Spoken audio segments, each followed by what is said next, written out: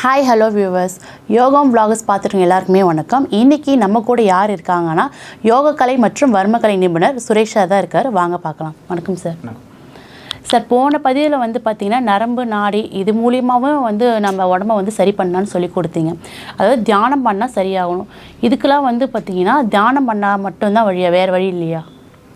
நம்ம உடம்புக்குள்ளே இருக்கிறதுல பார்த்திங்கன்னா எல்லா உறுப்பு அவயங்களையும் ஒன்றோட ஒன்று தொடர்பு உடையது தான். முக்கியமாக பார்த்திங்கன்னா நம்ம தூள உடம்புல எல்லா உறுப்புகளும் தெரியும். சூட்சமாக மறைஞ்சிருக்கிறது தான் சில அதிர்வுகள் அதிகமாக இருக்கும்.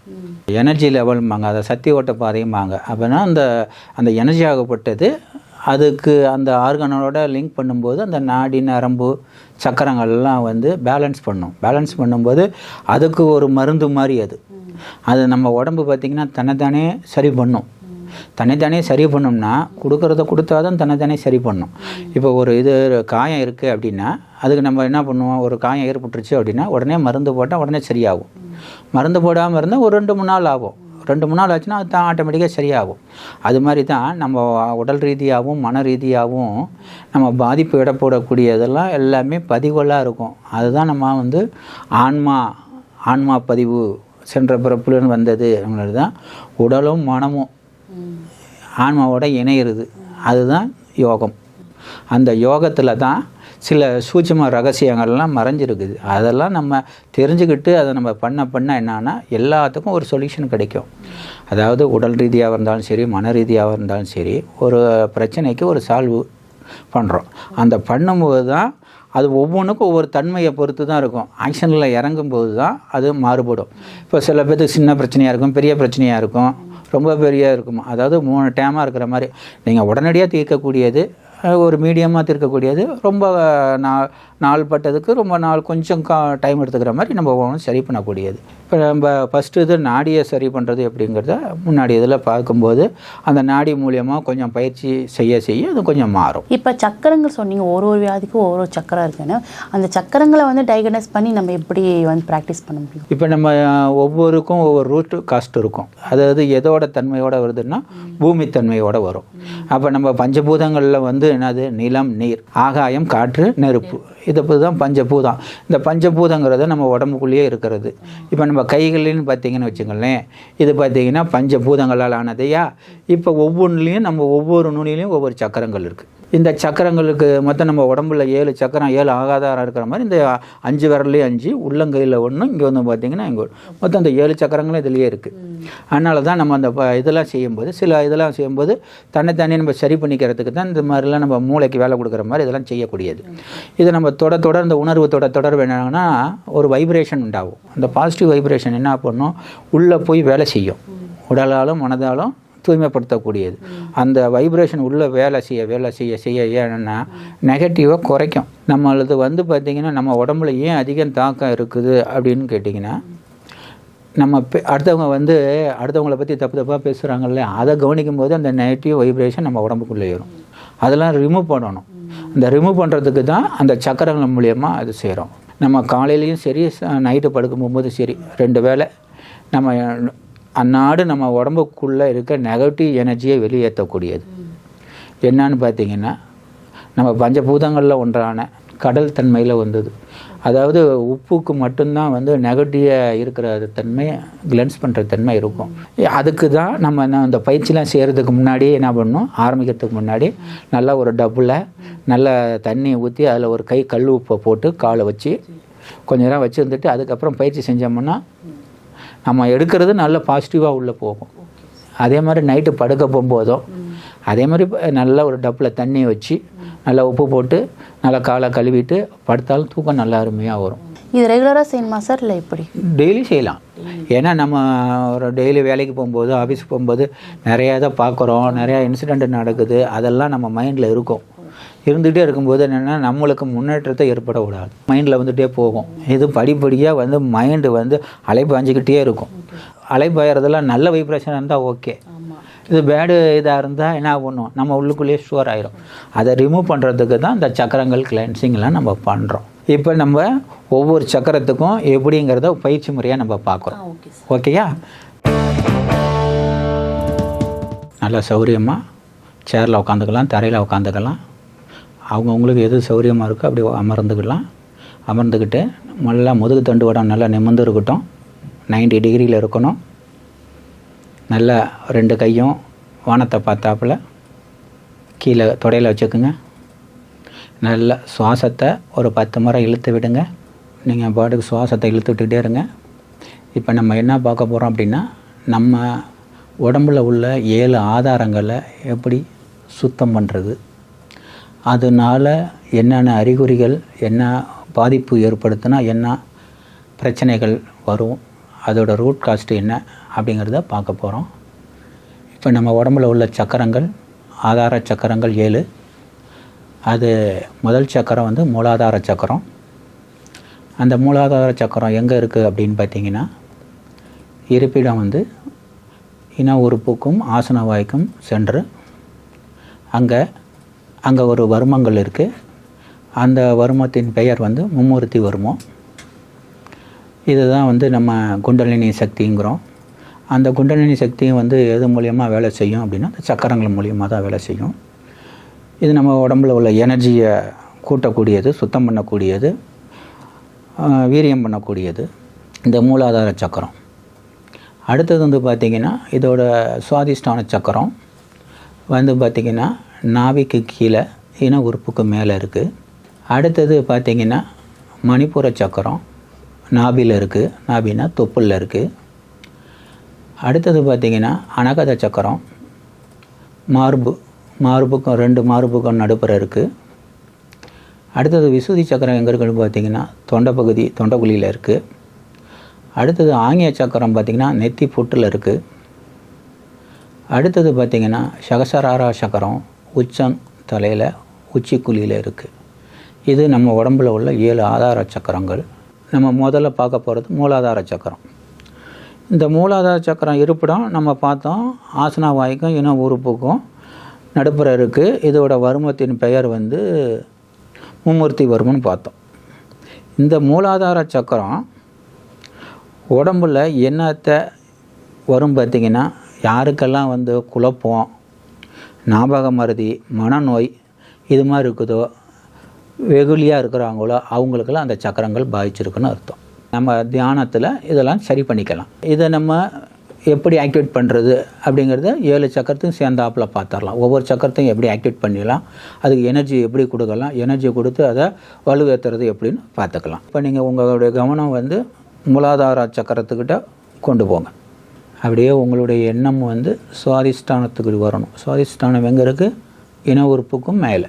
ஒரு டேஸ்ட்டே தெரிய மாட்டேங்குது, அலர்ஜியாக இருக்குது, புத்துநோய் இது மாதிரிலாம் சம்மந்தப்பட்டதெல்லாம் வருது அப்படின்னா இந்த இது பாதிச்சிருக்குன்னு அர்த்தம். இது வந்து நீர் தத்துவத்தில் வரக்கூடியது. மனம் சம்மந்தப்பட்டிருக்குனாவே நீர் நிலம் பாதிக்கப்பட்டிருக்குன்னு அர்த்தம். அப்போ மூலாதாரமும் பாதிச்சிருக்கும், சுவாதிஷ்டானமும் பாதிச்சிருக்கும்.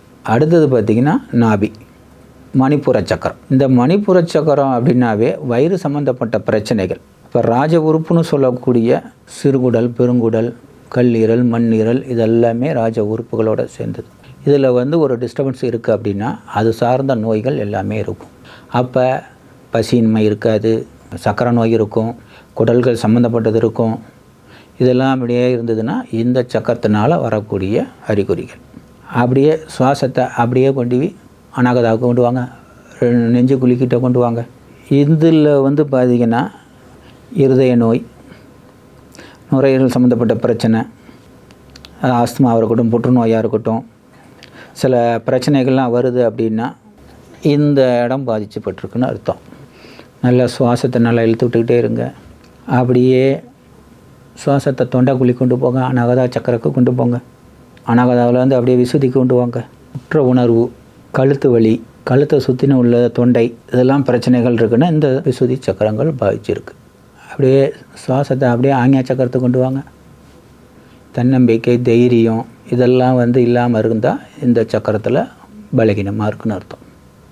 அப்படியே சுவாசத்தை அப்படியே உச்சந்தலை கொண்டு வாங்க, உச்சிக்குழிக்கு. ஒரே கோபமாக வருது, டென்ஷனாக இருக்குது, படபடப்பாக இருக்குது, ஒரு சந்தோஷங்கிறதே இல்லை, ஒரு இறை சக்தி தன்மை இல்லை, ஒரு இறை வழிபாடு, ஒரு இறைத்தன்மை உடம்புல இல்லை அப்படின்னாலும் இது இதாக இருக்குதுன்னு அர்த்தம். 7 ஆதார சக்கரங்களையும் எப்படி சரி பண்ணலாம், இது சரி பண்ணணும்னு பார்த்தீங்கன்னா உடம்புல நல்ல எனர்ஜி லெவல் நல்லா கூடும். நல்ல சுவாசத்தை நீங்கள் என்ன பண்ணணும், அப்படியே சுவாசத்தை மூலாதாரத்திலிருந்து அப்படியே மெல்ல கொண்டாந்து உச்சந்தலைக்கு கொண்டு வரணும். அப்படியே மூலாதாரத்துக்கு கொண்டு போகணும். ஒரு 10 முறை. சுவாசம் உள்ளே போகிறதும் வெளியில் வர்றதும் உங்கள் எண்ணத்துலேயே இருக்கணும். நல்ல சுவாசத்தை இல்லைங்க பார்ப்போம்.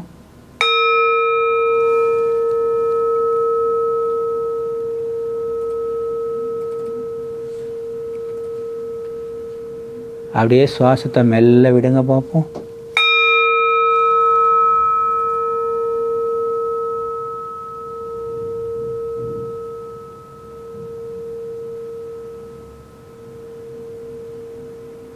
உங்களுடைய சக்கரங்களுடைய எண்ணங்கள்லாம் சக்கரத்து மேலேயே இருக்கட்டும்.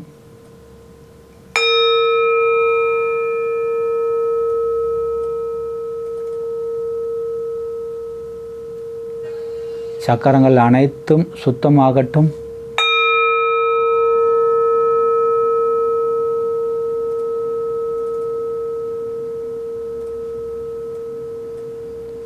இப்பொழுது மூலாதார சக்கரம் சுத்தமாகிறது, சக்தி பெறுகிறது.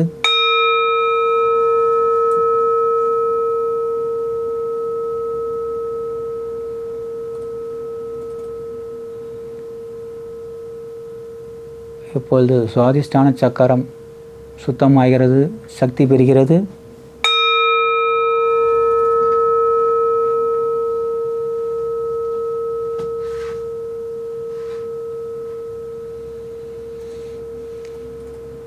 இப்பொழுது மணிப்புர சக்கரம் சுத்தமாகிறது, சக்தி பெறுகிறது.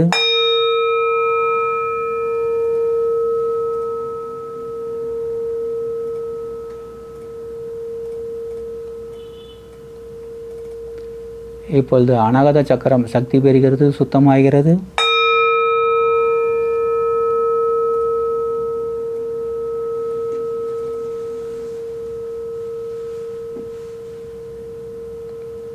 இப்பொழுது விசுதி சக்கரம் சுத்தமாகிறது, சக்தி பெறுகிறது.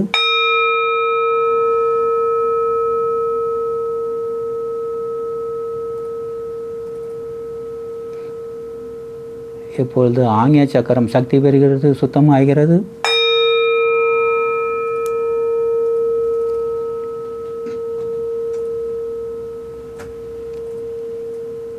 இப்பொழுது சகசரார சக்கரம் சுத்தமாகிறது, சக்தி பெறுகிறது.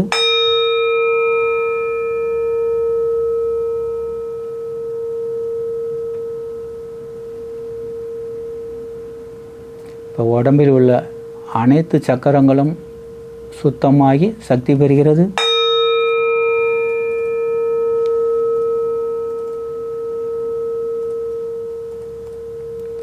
அனைத்து சக்கரங்களும் சுத்தமாகிறது, சக்தி பெறுகிறது.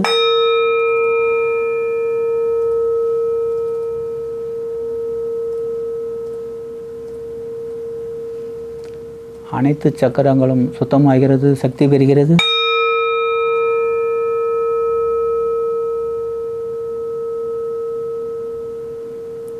நல்ல ஆழ்ந்த சுவாசம்.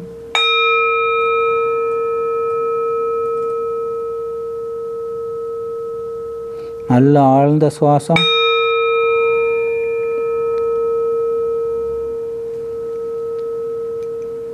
நல்ல ஆழ்ந்த சுவாசம்.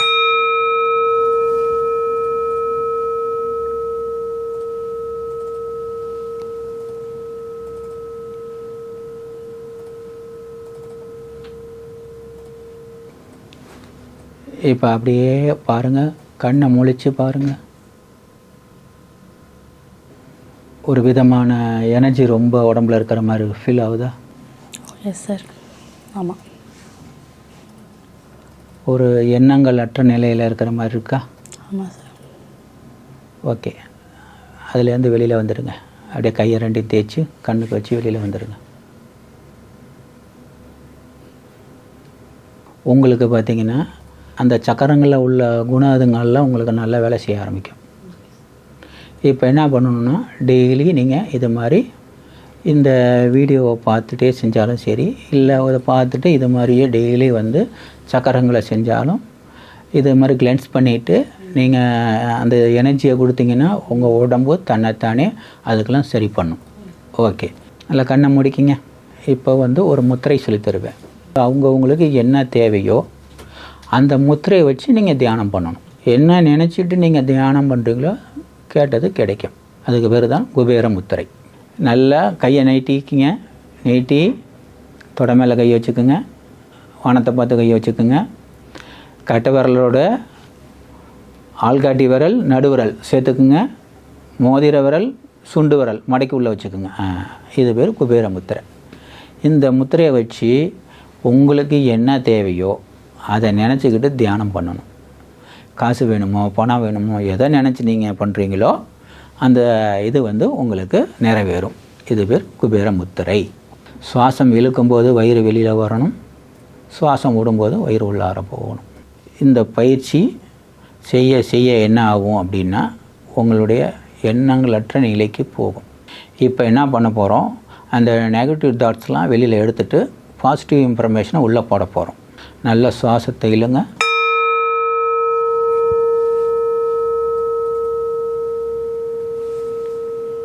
சுவாசத்தை மெல்ல விடுங்க.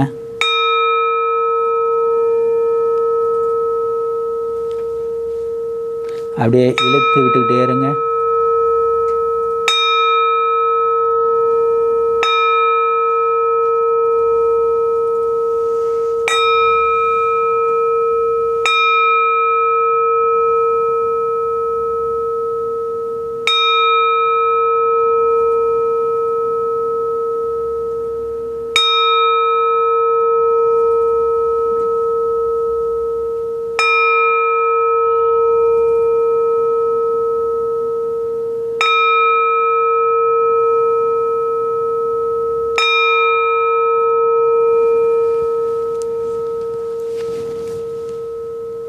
அப்படியே மனசுக்குள்ளே அன்பானவள், நான் ஆரோக்கியமானவன், நான் திறமைசாலி, நான் புத்திசாலி, நான் இறைசக்தி மிக்கவன், எல்லோரிடமும் அன்பாக பழகுவன், நான் கோடீஸ்வரன், எல்லோரும் என்னிடம் அன்பாக பழகுவார்கள், நான் இறைசக்தி மிக்கவன், நான் உதவி செய்பவன், என்னிடம் நல்ல குணங்கள் இருக்கிறது.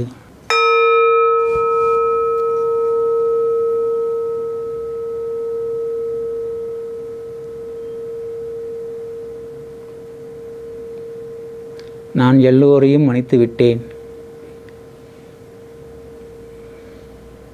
என்னையும் எல்லோரும் மன்னித்து விட்டார்கள்.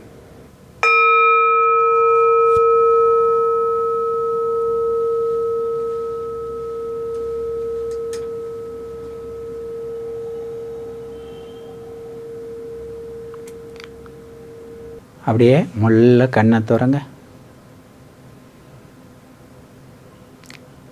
கைகளை ரெண்டையும் ரிலீஸ் பண்ணுங்க. கையை ரஃப் பண்ணி கண்ணத்துக்கு வைங்க. இது ஒரு குட்டி தியானம். எல்லோரும் கண்ணை மூடிட்டு உட்காந்துருந்தா வந்துடாது. கண்ணை மூடி உட்காந்திங்கன்னா நெகட்டிவ் தாட்ஸ் தான் அதிகமாக வரும். தியானமே பண்ண விடாது. ஏன்னா ஒரு தியானங்கிறது சாதாரணப்பட்ட விஷயம் இல்லை. பார்க்குறதுக்கு சின்னதாக இருக்கும், அதோட பலன்கள் அதிகம். அதனால் ஃபஸ்ட்டு எடுத்த உடனே நம்ம தியானம் கைகூடாது. இது மாதிரி சில பதிவுகள்லாம் நம்ம செஞ்சதுக்கப்புறம் தான் நம்மளுக்கு உட்காரவே முடியும். ஒரு நிமிஷம் 2 நிமிஷம் உட்காந்து பழகிட்டோம்னா தான் அவங்கவுங்க வயசுக்கு தகுந்த நேரம் ஒதுக்கி உட்காரலாம். அதையெல்லாம் அட்வான்ஸ் லெவலுக்கு வரும். நம்ம ஒவ்வொரு பதிவுலையும் ஒவ்வொரு இதாக பார்க்கலாம். எப்படி இருந்தது சார்? புத்துணர்ச்சியாக இந்த மாதிரி இருந்தது. ஒரு மைண்ட் ரிலாக்ஸேஷன் இருந்தது. பழசு எல்லாம் எதுவும் இல்லாமல் புது தாட் திங்கிங் கூட இருந்த மாதிரி இருந்தது. இப்போ நம்ம மைண்டில் உள்ளதெல்லாம் கொஞ்சம் கொஞ்சமாக குறைச்சிட்டோம்.